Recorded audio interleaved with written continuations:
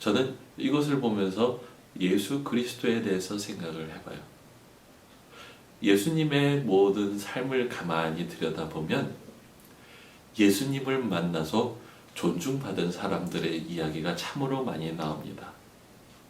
그런데 그렇게 예수님께 존중받았던 사람들의 많은 경우에 있어서는 심지어는 그 가족, 그 공동체에도 사람 취급받지 못했던 사람들이었다라는 거예요.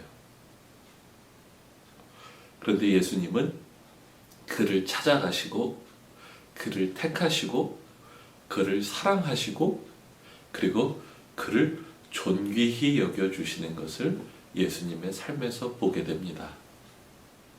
그래서 사도 바울은 로마서 8장에서 이렇게 기록을 합니다. 또 미리 정하신 그들을 또한 부르시고 부르신 그들을 또한 의롭다 하시고 의롭다 하신 그들을 또한 영화롭게 하셨느니라. 그것이 제가 예수님을 좋아하고 이렇게 예수님을 전하는 이유입니다. 저는 오늘 이야기를 요한복음 3장 16절을 인용을 하면서 마치고자 합니다. 하나님이 세상을 이처럼 사랑하사 독생자를 주셨으니 이는 저를 믿는 자마다 멸망치 않고 영생을 얻게 하려 하심이라. 가만히 이 구절을 생각을 해봐요. 예수님은 정말로 세상을 사랑하신 것 같습니다. 아까 말한 것처럼 그분의 삶을 통해서 정말로 사랑받지 못할 만한 사람, 존중받지 못할 만한 사람들을 사랑하시는 예수님의 모습을 보게 됩니다. 그런데 예수님이 그것을 행하실 때 결코 추상적인 방법으로 존중하거나 사랑하지 않았다라는 거예요. 그리고 복음서에 기록된 대로 사람들을 아주 구체적인 방법으로 사랑하시고 존중하시게 되는 것을 보게 됩니다. 그런데 그러시기 위해서 예수님은 하나님이시지만 사람이 되었다라는 거예요. 특별히 동정녀 마리아를 통해서 나셨다라고 성경에 기록되어 있는데, 여러분, 저는 사실 동정녀 탄생에 대한 기록이 탐탁지 않을 때가 가끔씩 있어요. 왜냐하면 기독교에 대해서 반대를 하거나 비판하는 사람들이 제일 먼저 딴지를 거는 것 중에 하나가 동정녀 탄생이기 때문에 그래요. 어떻게 사람이 처녀의 몸에서 날 수가 있냐라는 거예요. 그런데 가만히 생각해 보면 여러분, 그렇게 교회를 비판하는 목소리가 최근에만 있었던 것일까요?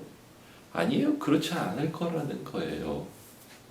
2000년 전의 사람들도 처녀의 몸에서 아이가 생겨서 그렇게 나올 수 없다라는 것을 알았다라는 거예요.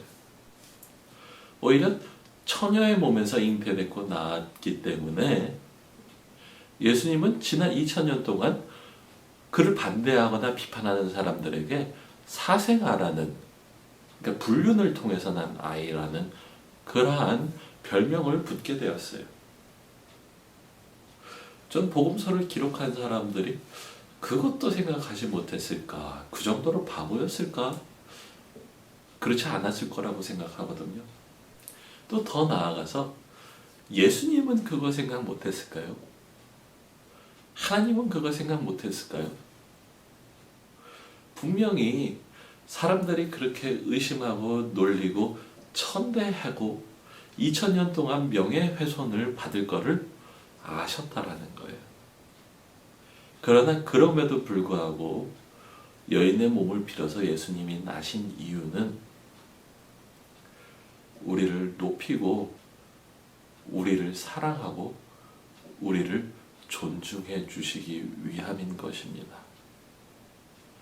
가장 명예로우신 분, 가장 존중받을 만한 자격이 있으신 그분이 아무런 존중받을 만한 가치가 없는 나 같은 사람, 그를 사랑하고 높이기 위해서 가장 낮은 자의 자리에 쓰셨다라는 것입니다. 여러분, 이 시간에 여러분을 초대합니다. 예수님 앞에 나오십시오. 그리고 그분과 인격적인 관계를 맺을 때 여러분은 아무런 조건 없이 나를 그냥 사랑하시는, 이유 없이 나를 사랑하시고 그리고 존중해 주시는 그분을 경험하게 될 것입니다.